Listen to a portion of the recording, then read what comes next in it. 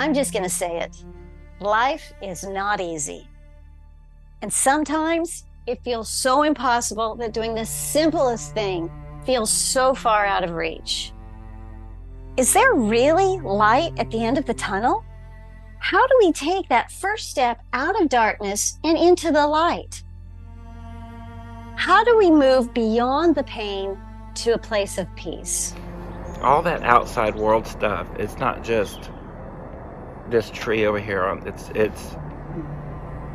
It's the attacks on you. It's, you know what I mean? It's the sound, it's the hate, it's the vision, it's the feeling on your skin. That is all outside of here. Yeah. But what's happening on the inside is something far more profound. Mm-hmm. And worthy of expressing oneself on the outside.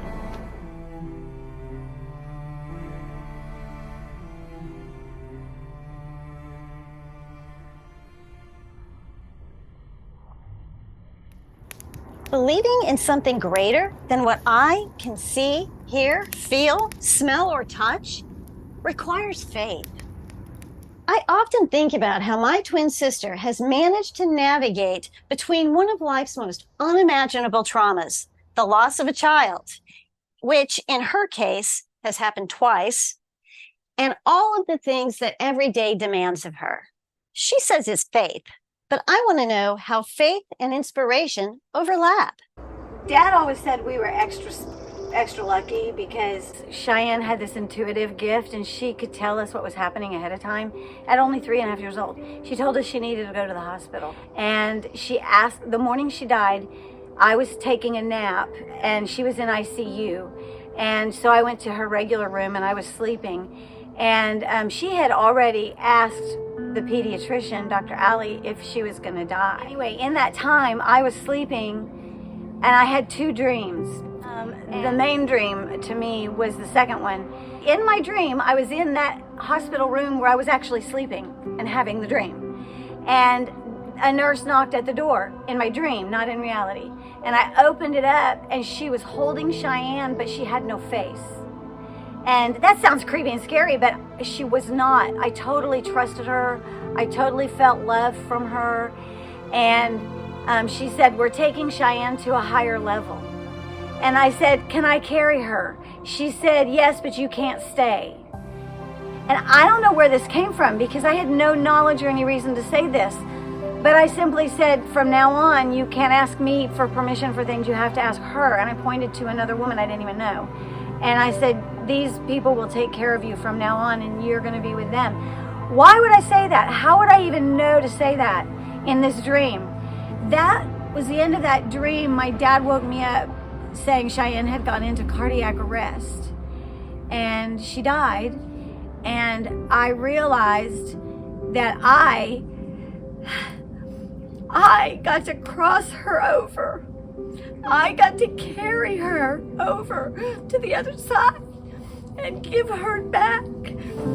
If I were not a person of faith, that would not have meant anything to me. For many people, having faith in something provides support when life gets too difficult to negotiate alone. But faith does not have to be based on a religious system. Religion and spirituality are two different belief systems that can do the same thing: support us and inspire us.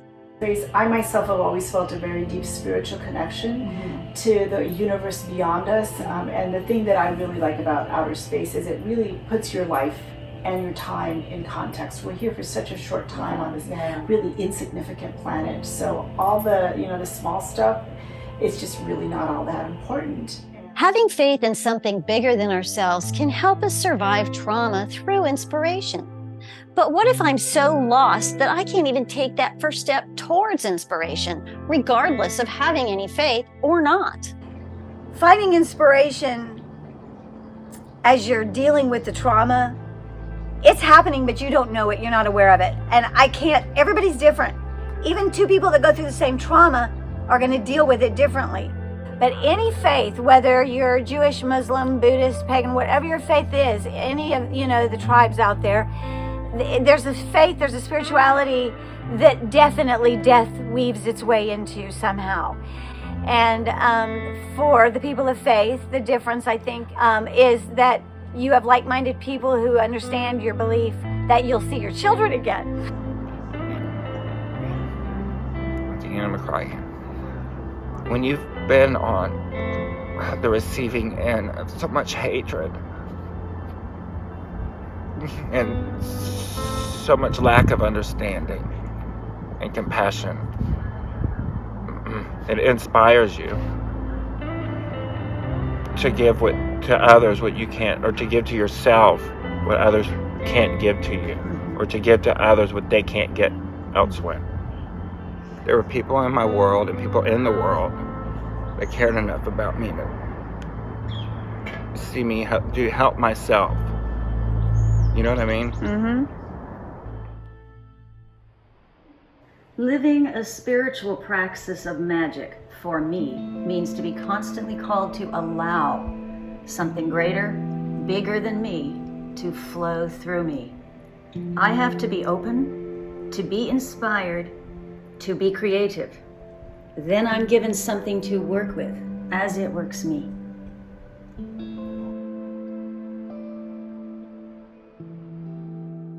So trauma changes you. And once you get support and you're able to stand on your own, then you begin to find things that inspire you to actually find joy.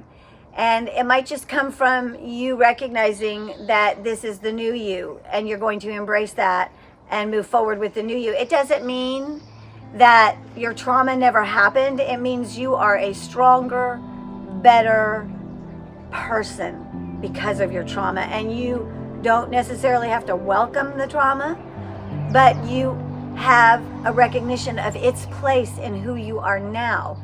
So how do I take that first step? I breathe. One breath at a time.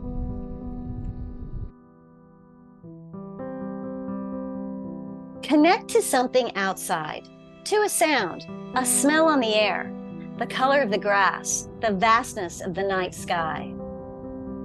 Anybody who looks up at the night sky thinks about the world beyond ourselves. So it's really a spiritual connection that we make to this concept of outer space, and everybody has it. There's something called the overview effect, which happens, it's a spiritual transformation for astronauts or anybody who's been to space.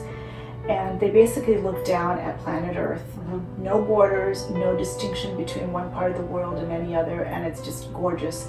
And they come back really recognizing that we as humanity are as one. I'm standing here on Earth. If you look up at the vastness of the universe, that inspiration just comes to you. Is it too late to be inspired? Oh no. I don't think it's ever too late to be inspired. And I think you're doing yourself a disservice if you're not allowing yourself to be inspired as often as you possibly can be.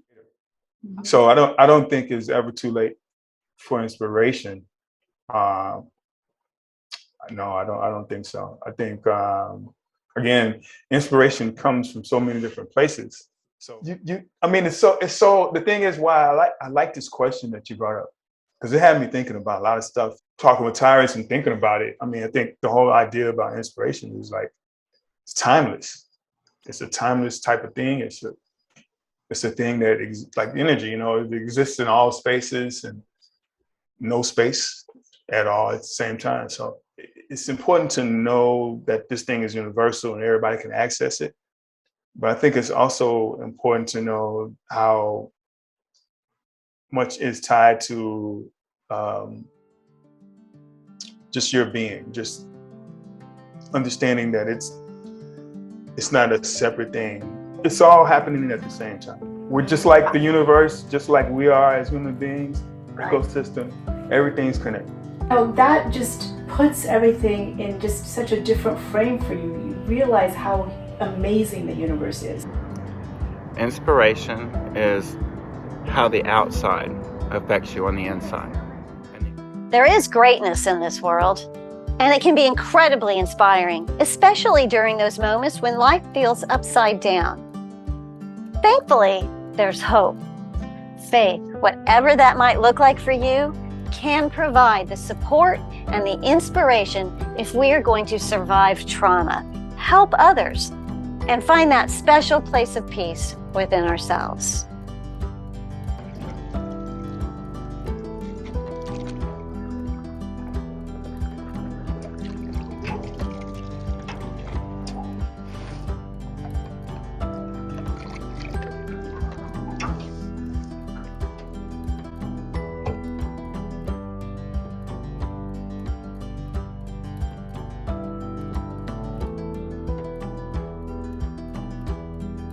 Then you begin to find things that inspire you to actually find joy. And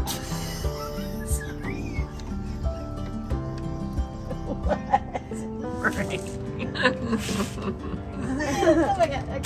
So what I need is for you to talk about briefly, because we don't need much more. Just like meeting the woman in London at a theater who'd lost 7 or 5 kids or something. well, no, okay. That was inspiration. Yeah, anything. I mean, yeah, Ophelia says it in Hamlet. Rosemary, that's for remembrance. And also, if you put Rosemary by the front door, it brings your visitors good luck.